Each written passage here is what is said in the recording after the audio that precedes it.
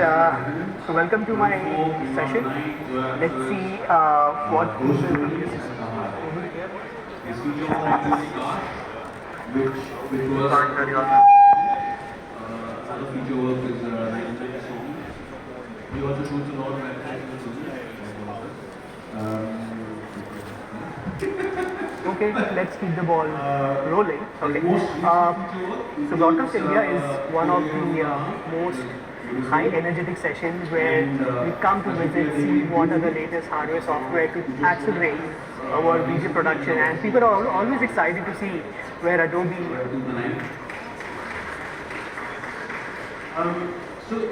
Okay, and people are always excited to see what Adobe is doing every year because that is really some magical features that we come about, right? If you see the way we have progressed from 10 years back to what Adobe is doing right now, you see a drastic shift on what Adobe, especially the video production, Premiere Pro, After Effects, Photoshop, what it was there around 10 years or 12 years back and what it is right now. And also with the generative AI, which is coming up, everybody's talking about that. And people are excited to see what is Adobe doing when it comes to the generative AI, especially for the video production. Okay, so today I will actually be showcasing some of the very powerful tools when it comes to video, my favorite Premiere Pro, and something that you used to do in maybe a couple of hours, now you can do it maybe in few minutes. So these are really high accelerated, high value production features. And let's start with the first one. A very common feature, one of the very common things that we do is, which Adobe didn't had few years back, is selecting multiple clips and providing certain operations on those clips. Like moving the clips, rotating the clips, it seems pretty common, but that was not available since now. But now it's available, right? So if you see, I've installed the Premiere Pro version 2025 and this is just the first version, and also we will be improving this version down the line. That's what Creative Cloud is, right? Every 3 months, every 4 months, every 6 months, we create updates, new features, bug fixes to making sure that your video production is accelerated. Okay, so now if you see this, I've installed the latest version of Adobe Premiere Pro. This was released just around last week, where we had Adobe Max event in the US, and then we released these new features. So if you want this, you will not find this in Premiere Pro 2024. You have to install the latest version, Premiere Pro 2025. Okay, so this is the first thing you should do. Just go to Premiere Pro and make sure that it is Premiere 2025. Okay, coming back to the feature which I was talking about is, for example, earlier, if I wanted to scale this clip, I had to go there and scale it or rotate individually. But if I select multiple clips, bang, you cannot do that, right? So, but now it is possible. The reason is, now we have got a properties panel. If you see here, the properties panel, this is a contextual intelligent panel, right? Yeah, gentlemen, you can have a seat. Okay, everyone Premiere Pro guys and girls? Premiere Pro? Okay. So you came at the right time. I'm just about to start the first feature for the day. So what I was talking about is that if you select multiple clips, it was difficult to manage and transform multiple clips. Because if you select multiple clips, your effects will go down. You watching me? थोड़ा बैठ सकते हैं क्या? वहाँ के लोग यहाँ देख रहे हैं, वहाँ के लोग यहाँ देख रहे हैं, तो थोड़ा okay. So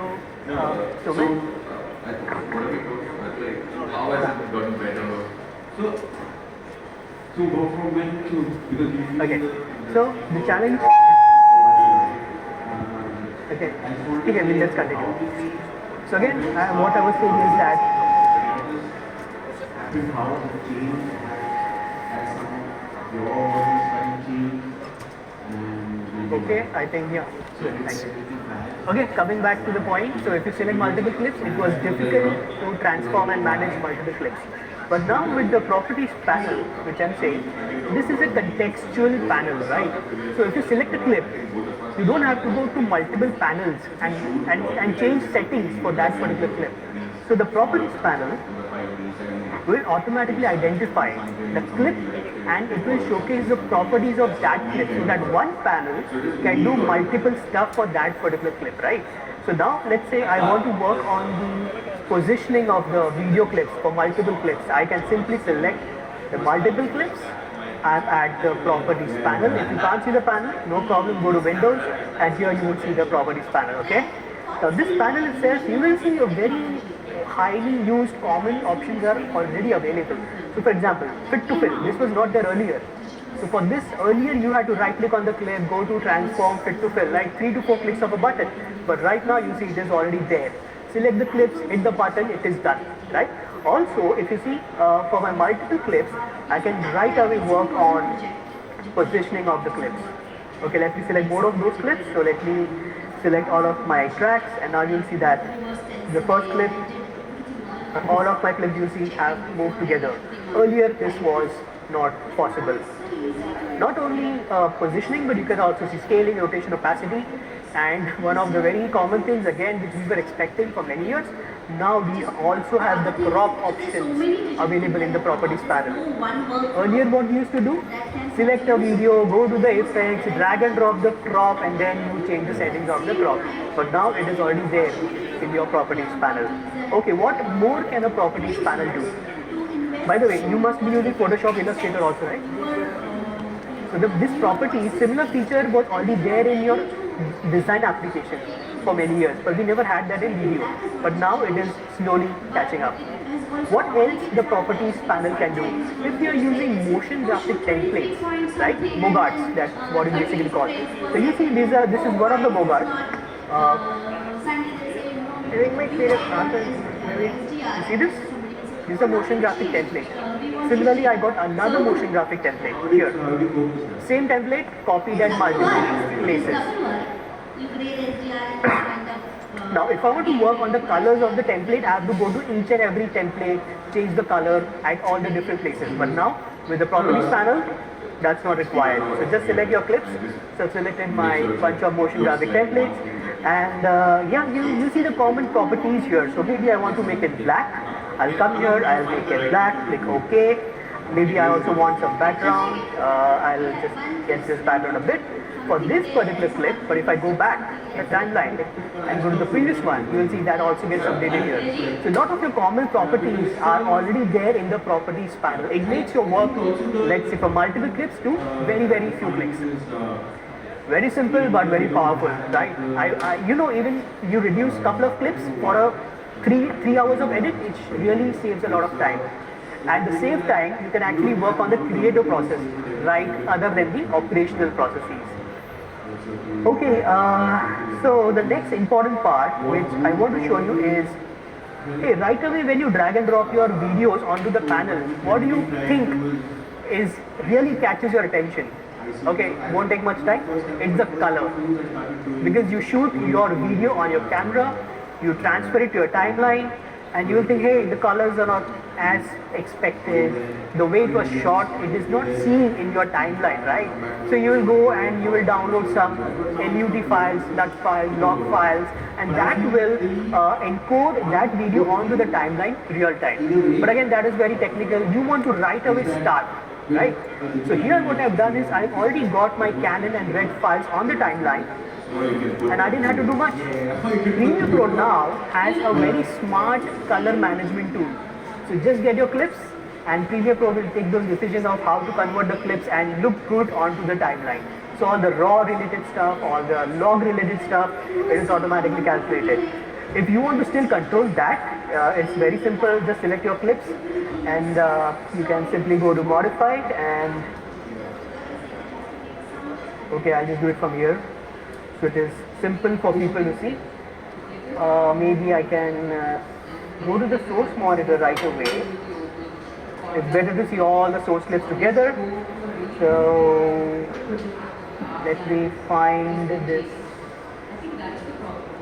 Just a second.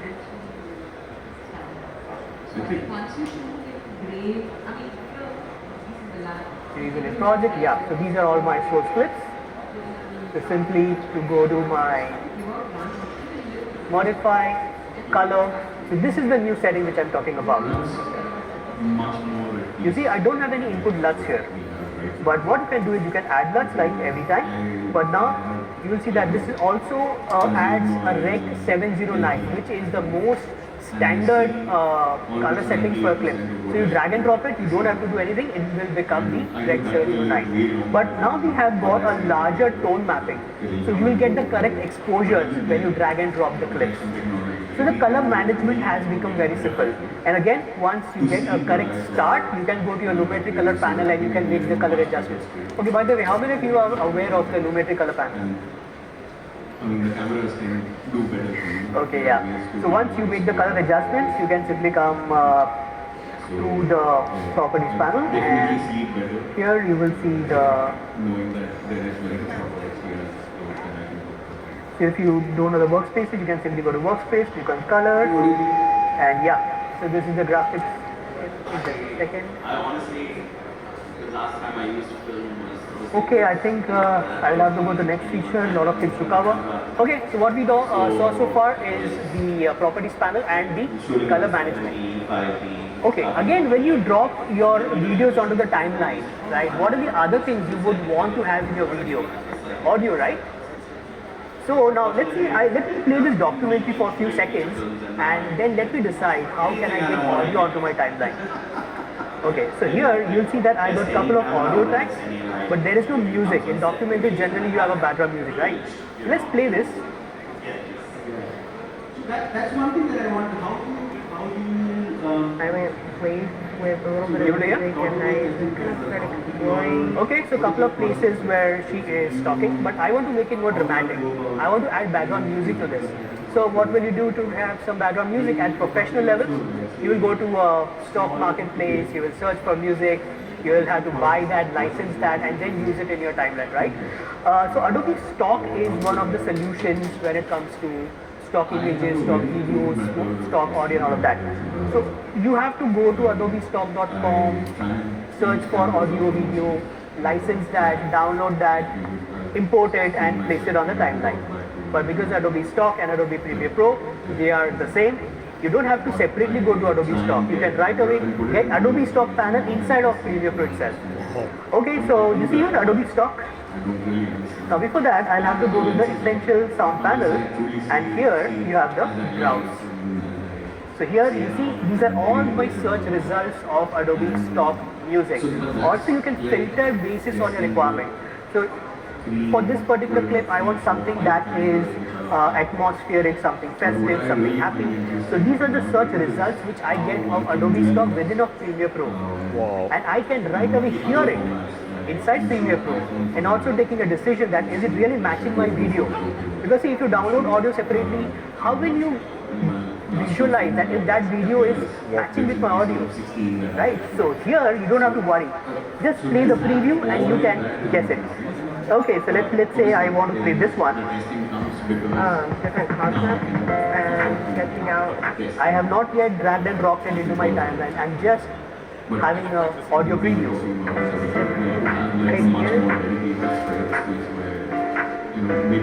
Okay, maybe I don't like this one. Maybe let's try the another one, which is Bombay Nights. Okay, we are in Mumbai, right? So let's see how this Mumbai clip will move in my this one. Different concepts and sketching out different ideas. This looks good to me. Yes. Now I want this on my timeline so that I can make those sound edits. So I can simply drag and drop it, but I've already done that. So if you see, I have got this clip, audio stock media, a new folder that is created, which has the Bombay Nights. So what I've just have to do is just drag and drop it, and that audio is on my timeline. Okay, so if you have the licenses, you can simply license this clip for that. But there is a problem. The audio clip is longer than my video. There could be another chance that audio clip is smaller than the video. It's obviously reason, right? You cannot have a video and audio matching. We are not that lucky. So our job as an editor is to make sure that the audio lines are having the same length. But this time it's way longer. So what we generally do is we cut portions of the video of the audio and try to fit. But the problem is whenever there is a cut, you will hear the jump. the audio drastically changes. So you really have to be an amazing audio artist who understands the beat. You have to match the beat so that the viewer doesn't have a glitch when listening to good background music. But I don't have that much time. I just want Premiere Pro to do that for me, and it is possible. So there is a feature called as Remix, which is not a new feature by the way, but very few people are aware of this feature, which is called as Adobe Remix. So Remix was a part of Adobe Audition, which is a separate feature, but now it is integrated. So now you will see, if I see here, you see this Remix tool? So with this tool, you know what you have to do. You just have to trim this down, that's it. And now Premiere will automatically analyze your clips and it will make those cuts. So you don't have to have that audio engineering expertise at all. So now if I just extend this and zoom in, you see these wavy lines which are there? This is where the AI of Premiere Pro has made the cuts for you. And now if you hear it, you will not get the glitch. So let's play this. I hope you are able to hear there.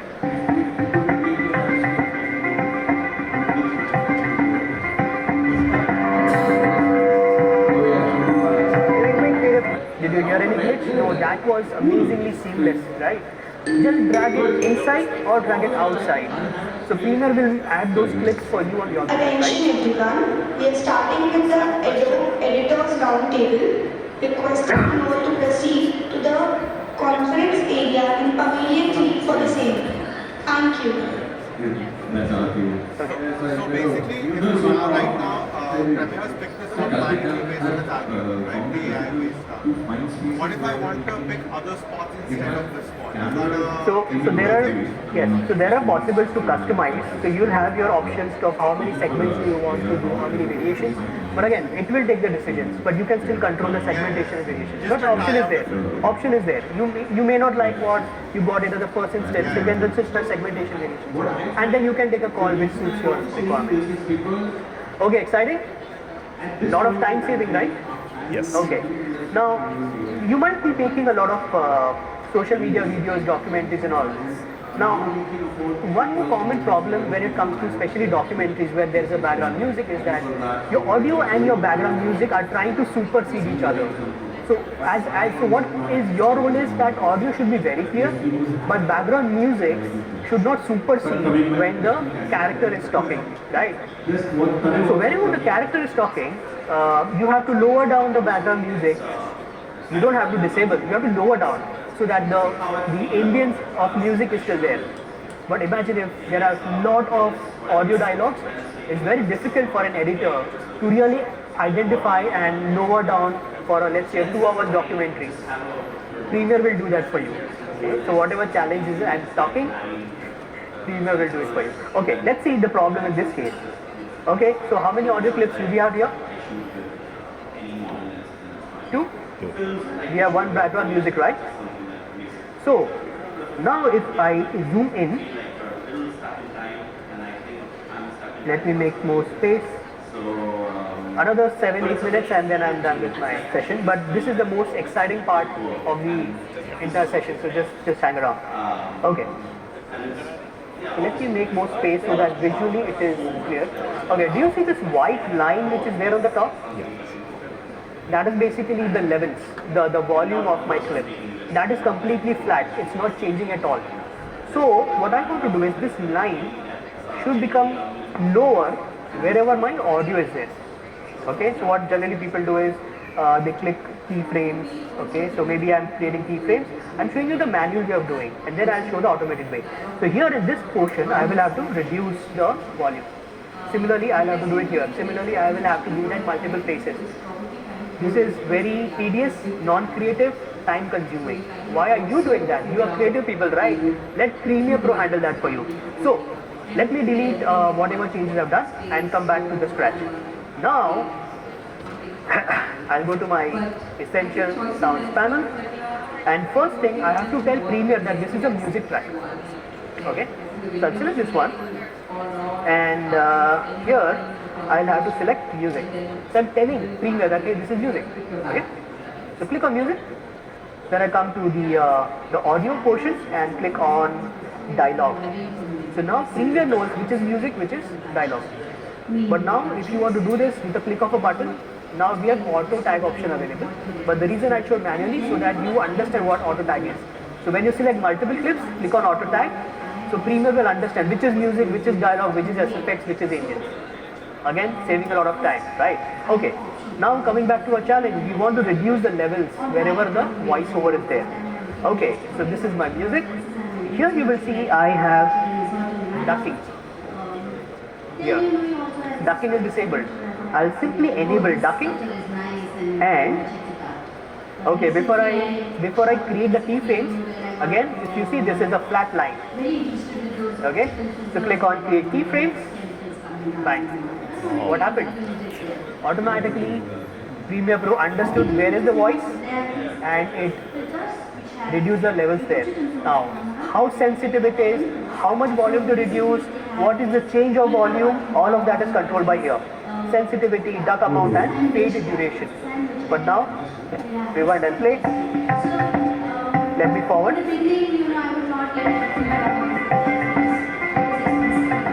I think my creative process is really just like sitting the down background on a music is there? silent place with a little bit of music. It is reduced and because there is a voiceover. start exploring. So now the audience is different clearly able to hear the voice and also there is a little checking out background music. different When he stops ideas. talking, background music will take over. Amazing? Interesting? Yes. Let's make it more interesting because it's the time of social media and people are creating content for different screen sizes. So Facebook is more of rectangle, Instagram is more of square 1:1, right? And I face this problem a lot because if I upload a rectangular video on square composition, my characters get flipped off, right? So you have to manually bring that in. So for example, another 5 minutes and so this is one of the best features for the day. If you see this clip,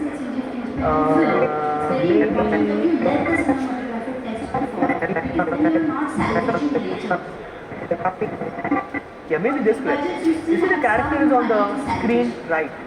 But if this composition, if I make it square, let's see what the problem is. I'll go to sequence settings and try to make it 1080 by 1080.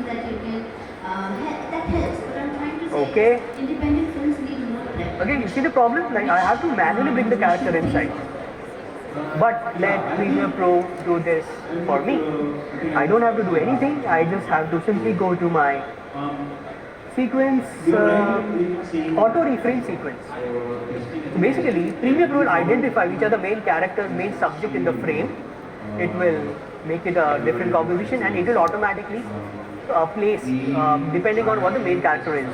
So simply auto reframe it to 1:1, let's say for an Instagram, click on create. That's it, it's done. So now this character is already there in the center. You see there was a small shift. Similarly this, you see already still there in the center. So imagine characters which are extreme left, extreme right, they will actually automatically reposition. So again, non-creative, time-consuming, boring task, easily done by Premiere Pro. So if you have multiple compositions, you can export it into with your auto reframes. So you are more focused on your creativity rather than these operational stuff. Okay, so that was the end of my session, but I'll repeat it for you because I saw the audience came in just right now. Okay, thank you so much. I hope this is beneficial. Students? Okay, so during your interviews, you just keep this in mind so that you'll be a powerful candidate more than your other people who are giving interviews. Okay, thank you so much. Thanks for your time. Thank you.